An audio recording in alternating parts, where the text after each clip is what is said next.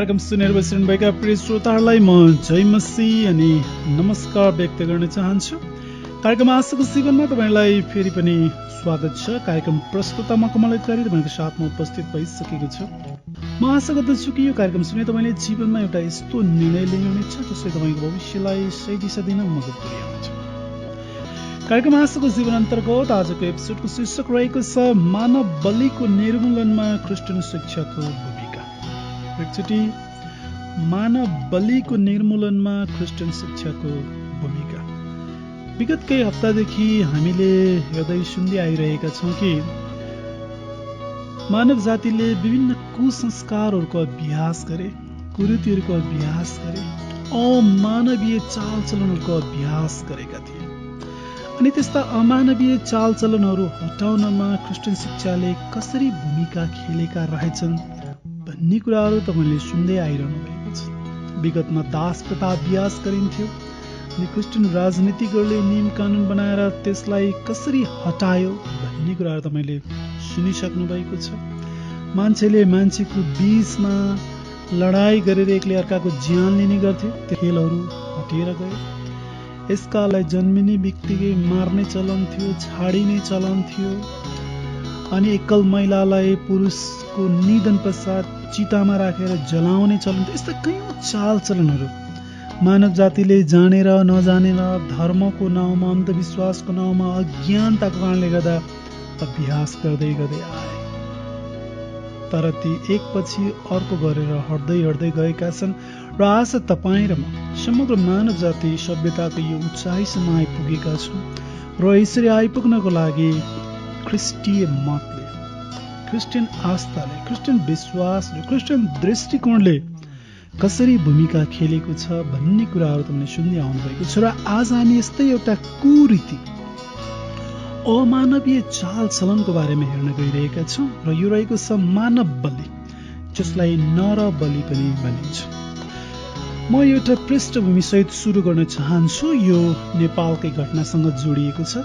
27 जुलाई 2015 विश्वकै परिचित पत्रिका CNN ले नेपालको कुरीतिबारे एउटा खबर प्रकाशित गर्यो। यो अनलाइन स्रोतको मिति हो, जस अनुसार नवलपरासी जिल्लाको कुदिया गाविसमा जीवन कोहार नाउँ गरेका 10 वर्षीय बालकलाई बलि दिइएको थियो। याद गर्नुहोस्, यो केवल 6 वर्ष अगाडिको कुरो मैले गरिरहेको छु। बालकलाई मन्दिरमा लगिएपछि धार्मिक रीति सम्पन्न गरियो अनि नजिकै लगेर घाँटी रेटिएको थियो। यस मानव बलिका गुरु योजनाकार कोदाई हरिजनका 18 वर्षीय छोरो अस्वस्थ थिए र मानव बलि दिइएको खण्डमा निको हुने अपेक्षा सहित बालकको हत्या गरिएको थियो। जिल्ला अदालतले पुजारी सहित घटनामा संलग्न 11 जनालाई दोषी ठहर गरी सजाय सुनाए। मैले यहाँ CNN को प्रसङ्ग ल्याउनुको कारण के हो भने यो घटना अन्तर्राष्ट्रियकरण हुन गयो। नेपाली पत्र पत्रिकाहरूले पनि यो बारेमा छापेकै थिए, तर CNN ले छापेपछि अन्तर्राष्ट्रियकरण।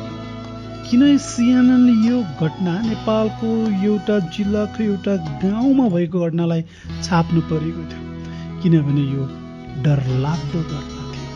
धर्मको नाउँमा नेपालमा अझै पनि मान्छेको बलि दिँदो रहेछ है भनेर विश्व सामु CNN ले देखाइदियो। यसले के देखाउँछ भने हामी कति पिछडिएका रहेछौँ, हामी कति पछाडि रहेछौँ। मानव बलिको निर्मूलन कयौं देशहरूमा क्रिस्चियन शिक्षाको कारणले गर्दा शताब्दीौं अघि नै हटेर गइसकेका छन्। तर हाम्रो देशमा लुकी छिपिहाली पनि यस्तो काम हुँदो रहेछ भन्दा फेरि हाम्रो आँगै सिरिङ हुन्छ। धार्मिक रीतिको नाउँमा मान्छेलाई काटेर दिइने बलिलाई नर बलि अर्थात् मानव बलि भनिन्छ। इतिहासभरि विभिन्न संस्कृतिहरूमा विविध उद्देश्य सहित नर बलिको अभ्यास गरिएको पाइन्छ। देवी देवता वा मृतकका आत्माहरूलाई खुसी पार्न नर बलि दिने काम गरिन्थ्यो। मेक्सिकोमा विशाल पिरामिड अर्पण गर्दा त्यहाँका बासिन्दाहरूले हजारौं मान्छेलाई बलि दिएका थिए। याद गर्नुहोस्, हजारौं मान्छेलाई।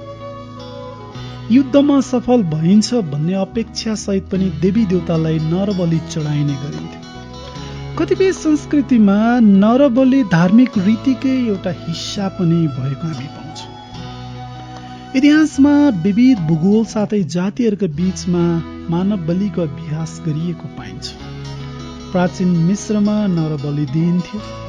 फोनिके साथै कार्थेजवासीहरूले आफ्ना देवी देवताहरूलाई बालबालिकाहरू अर्पण गर्ने गर्थे। युरोपमा हजारौं वर्ष पहिले नरबलि दिइन्थ्यो भन्ने पुरातात्विक साक्षी पाइन्छ। ग्रीक ऐतिहासिक साथै मिथ्या शास्त्रहरूमा मानव बलिका सन्दर्भहरू पाइन्छन्। प्राचीन रोममा यदाकता मानव बलिको अभ्यास गरिएको भन्ने लेखहरू हामी पढ्न पाउँछौँ, पुस्तकहरूमा हामी पढ्न पाउँछौँ। जर्मनका जातिहरूले नरबलि दिन्थे भन्ने विवरणहरू उपलब्ध छन्। हाम्रा दुवै छिमेकी मुलुक अर्थात् भारत र चीनमा मानव बलिको अभ्यास गरिन्थ्यो भन्ने इतिहास छ। 15औं शताब्दीमा क्रिस्टोफर कोलम्बसले अमेरिका महादेश पत्ता लगाउन अघि त्यहाँका आदिवासीहरूले मानव बलि चढाउने गर्थे। अमेरिकामा बन्दीहरूलाई बलिदान चढाइनुका साथै स्वैच्छिक बलिदान पनि अभ्यास गरिन्थ्यो। उत्तर अमेरिकाको दक्षिणमा अवस्थित हाल मेक्सिको भनेर चिनिने मुलुकमा पनि व्यापक रूपमा मानव बलिको अभ्यास गरिन्थ्यो। संयुक्त राज्य अमेरिका साथै क्यानाडाका बासिन्दाहरूले पनि मानव बलि चढाउने गर्थे। दक्षिण अमेरिकाका भूभागहरूमा नरबलि विद्यमान थियो। 19औं शताब्दीसम्म पनि पश्चिम अफ्रिकामा मानव बलि सामान्य अभ्यास थियो। याद गर्नुहोस्, 19औं शताब्दीसम्म। आज हामी 21औं शताब्दीमा बाँचिरहेका छौँ। अनि नेपालमा 21औं शताब्दीमा पनि 6 वर्ष अघिसम्म पनि धर्मको नाममा मानव बलि दिइन्थ्यो भन्दा फेरि हामी छक्क पर्छौँ। मिसनरी प्याट्रिकले आयरल्यान्डमा येशूको सुसमाचार पुर्याउन अघि त्यहाँका बासिन्दाहरू पनि नरबलिमा संलग्न थिए। प्रुसियन र लिथुसियनहरू जस्ता अन्य जातिहरूले 13औं र 14औं शताब्दीमा पनि मानव बलिको अभ्यास गर्थे। एकजना लेखकले 19औं शताब्दीको पूर्वार्धमा यसरी विश्लेषण गरे कि यी मानिसहरूमाथि ख्रिस्टियन शिक्षाको प्रभाव नपरेको भए तिनीहरू अझै पनि यही अमानवीय कुरीतिमा लागिरहन्थे। अघि मैले भने नेपालमा अझै पनि यसको अभ्यास गरिएको छ भन्दा सुन्दा हाम्रो आँगै सिरिङ हुन्छ, दुनियाँ चकित पर्छ। हामी कति पिछडिएका मान्छे रहेछौँ भने दुनियाँले हामीलाई हेर्छन्, बुझ्छन्। अक्रिस्टियन समाजहरूमा तिनीहरूका देवी देवताहरूलाई मानव बलि चढाउनु सामान्य अभ्यास थियो। 2900 वर्ष अघि नै अर्थात् 9औं शताब्दी ख्रिस्टपूर्वमा प्यालेस्टाइनमा बाल देवताका आराधकहरूले बालकहरूलाई होम दिने गर्थे।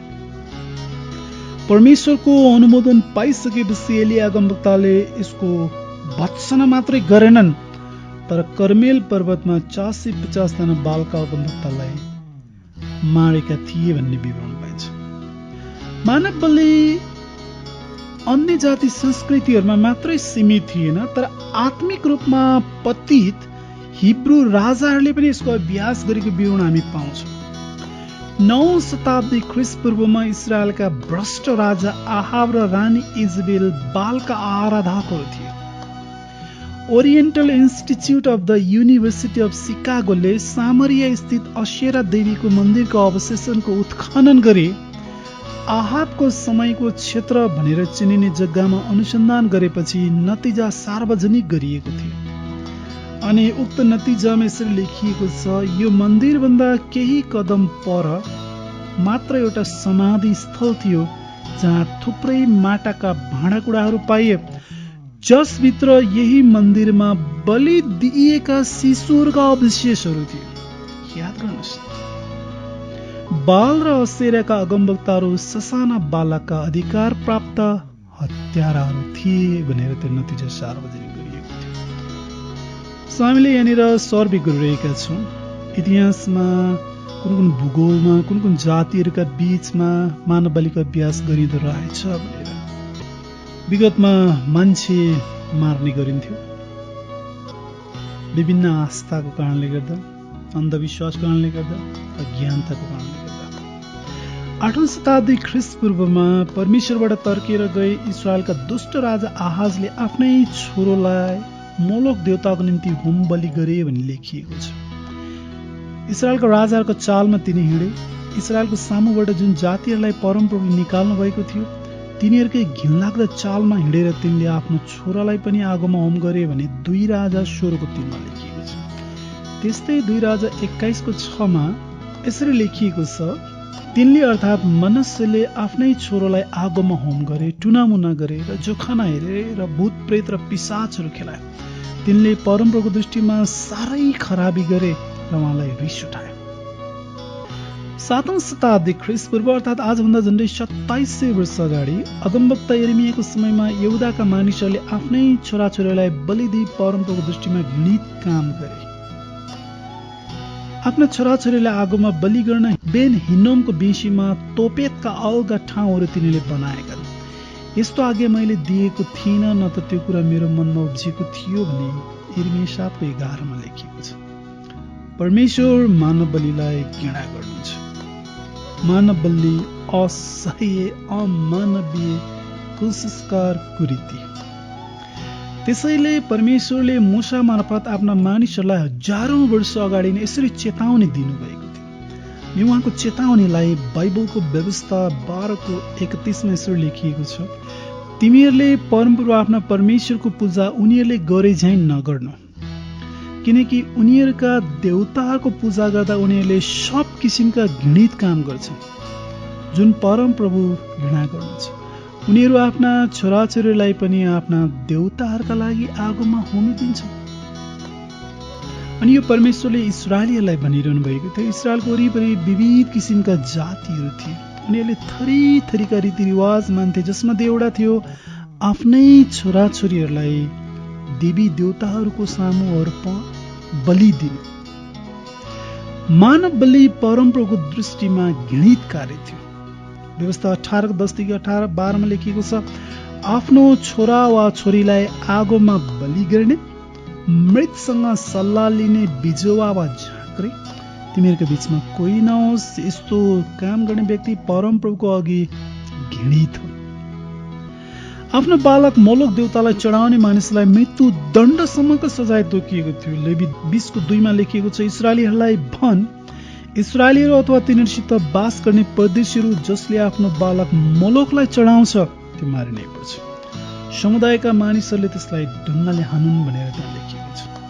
हामीले नरबलि अर्थात् मानव बलिको चर्चा गरिरहँदाखेरि 2टा प्रसङ्ग कोट्याउनु पर्ने हुन्छ। एउटा इसाहको कथित बलि जुन उत्पत्ति 22 अध्यायमा उल्लेख गरिएको छ। अर्को इप्ताको भाकल जुन न्यायकथा 11:30-39 उल्लेख गरिएको छ।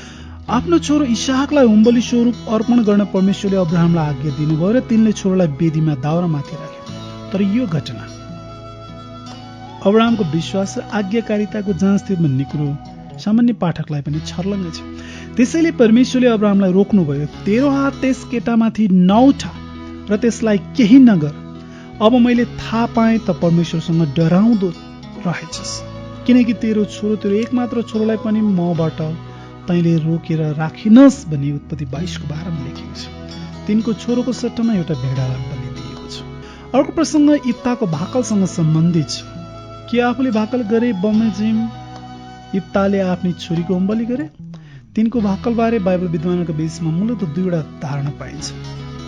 पहिलो व्याख्या अनुसार तिनले आफ्नी छोरीलाई होमबलि स्वरूप चढाएर, दोस्रो व्याख्या अनुसार इप्ताले आफ्नी छोरीलाई पवित्र वासस्थानको सेवाको निम्ति अर्पण गरे। तिनले मानव बलि गरेका थिए भन्ने हामीले निष्कर्ष निकाल्न सक्ने भए तापनि हामी के बुझ्न सक्छौँ भने यो तिनको हतारको भाकल मात्रै थिएन, तर मूर्खतापूर्ण कार्य पनि थियो। तिनको मनसा असल भए तापनि तिनको कदम चाहिँ परमेश्वरको इच्छाको विरुद्धमा थियो, किनकि परमेश्वरले मानव बलि निषेध गर्नुहुन्छ। वास्तवमा तिनले आफ्नी छोरीलाई पवित्र वासस्थानको सेवाको निम्ति अर्पण गरे भन्नको लागि असल कारणहरू प्रस्तुत गर्न सकिन्छ। आज मानव बलिलाई हत्याको रूपमा लिइन्छ। मानवीय दृष्टिकोणमा यो अति नै निन्दनीय र घृणित कार्य मात्र नभए दण्डनीय कार्य पनि हो। बाइबल अनुसार परमेश्वरले मान्छेलाई आफ्नै स्वरूपमा सृष्टि गर्नुभएकोले ऊ अनमोल छ, ऊ अद्वितीय छ। बाइबलको 10 आज्ञा मध्ये एउटा आज्ञाले हत्या नगर्न आदेश दिन्छ। बाइबलमा कतै पनि परमेश्वरले नरबलिको अनुमोदन गर्नुभएको छैन। यो उहाँको दृष्टिकोणमा घृणित कार्य हो। परमेश्वरद्वारा चुनिएको जाति अर्थात् इस्राएलीहरूको वरिपरि भएका जातिहरूले आफ्ना देवी देवताहरूको पूजा गर्ने क्रममा मानव बलि दिने गर्थे। तर यो एउटा घृणित अभ्यास भएकोले परमेश्वरले पटक पटक यसको निन्दा गर्नुभयो। विभिन्न अन्य जाति संस्कृतिहरूमा सुसमाचारले प्रवेश पाएसँगै यस्तो कुरीतिमा पूर्णविराम लागेको इतिहास छर्लङ्ग छ। मानव बलिको रोग बाइबलीय शिक्षाको अर्को सकारात्मक कदम हो। आज हामी जुन सभ्यतामा आइपुगेका छौँ, मान्छेप्रति आज हाम्रो जुन दृष्टिकोण छ, जुन बुझाइ छ, यहाँसम्म ल्याउनको लागि बाइबलीय शिक्षाहरूले अनमोल भूमिका खेलेका छन्। यदि त्यसो नहुँदो हो त सायद हाम्रो भूमिमा अझै पनि कयौं मान्छेको बलि दिइन्थ्यो। आज देशमा कानून बनेको छ र मानव बलि कुनै पनि हालतमा स्वीकार्य छैन, यो हत्या हो। अनि यो कुरो बाइबलले आजभन्दा 2000-2500-3000 वर्ष अगाडि नै सिकाइसकेको थियो। अनि जब बाइबलको शिक्षा विभिन्न भूगोलमा प्रवेश गर्दै गर्दै गयो अनि ती भूगोलहरूमा ती जातिहरूको बीचमा अभ्यास गरिएका कयौं चालचलनहरू अमानवीय थिए भनेर ऐनाको रूपमा बाइबललाई हेरेपछि त्यहाँ केही स्थानीयहरूले बुझे, सरकारले नियम कानुन ल्याए र आज मानव बलि संसारको प्राय सबै भूगोलमा अस्वीकार्य छ, दण्डनीय छ। यो घृणित कार्य हो, यो स्वीकार्य कदापि हुन सक्दैन। यसको निर्मूलनको श्रेय, मानव बलिको उन्मूलनको श्रेय बाइबलीय शिक्षालाई जान्छ, क्रिस्चियन शिक्षालाई जान्छ। श्रोताहरू, हाम्रो निधाय समय सक्ने लागेको छ। समय निकालेर सुनिदिनुको लागि तपाईँलाई धेरै धेरै धन्यवाद छ। यो कार्यक्रमबारे तपाईँको कुनै जिज्ञासा वा सल्लाह सुझाव छ भने तपाईँले अप्ठ्यारो नमानिकन हामीसँग सम्पर्क गर्न सक्नुहुन्छ। हाम्रो कार्यक्रमको नाम रहेको छ आशाको जीवन। कार्यक्रममा साथ दिनुहुने सम्पूर्ण श्रोताहरूलाई धेरै धेरै धन्यवाद छ। फेरि भेट्ने आशाको साथ कार्यक्रम प्रस्तुत म कमल अधिकारी तपाईँहरूबाट बिदा हुन चाहन्छु। परमेश्वरले तपाईँ सबैलाई प्रशस्त मात्रामा आशिष दिनुभएको छ। धन्यवाद साथै जय मसीह।